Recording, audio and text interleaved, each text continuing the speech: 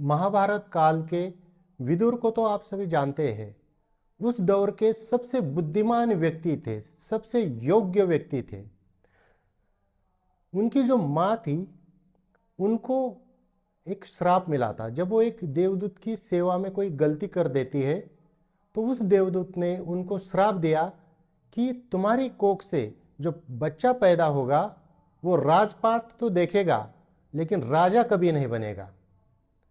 और उस समय जब उनके कोख से जब विदुर पैदा हुए, वो इतने विद्वान थे, इतने योग्य थे। धृतराष्ट्र और पांडु इन दोनों की तुलना में हर एक मामले में वो बहुत आगे थे।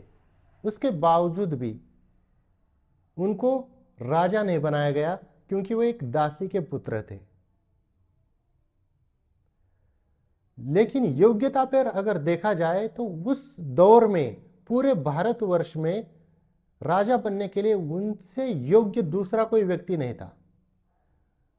राजनीति हो या युद्ध नीति हो, हर एक मामले में वो बहुत निपुण थे, बहुत श्रेष्ठ थे।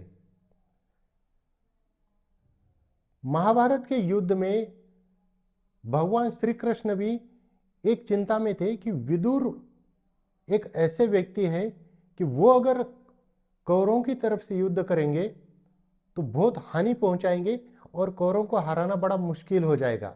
यह बात श्री कृष्ण भी जानते थे। लेकिन युद्ध से पहले ही दुर्योधन के साथ विवाद होने के कारण, लड़ाई होने के कारण उन्होंने स्वयं को, अपनी बुद्धि को युद्ध से अलग कर दिया। उन्होंने कहा कि ना मेरे शस्त्र दुर्योधन तुम्हारे काम आएंगे, ना मेरी बुद्धि, ना मेरी नीति तुम्हारे काम आएगी। और विदुर नीति को तो आप जानते ही हैं। हजारों सालों के बाद भी आज भी वो कितनी सच्ची और कितनी प्रचलित है। अगर उनको राजा बनने का मौका मिलता तो महाभारत कभी भी नहीं होती।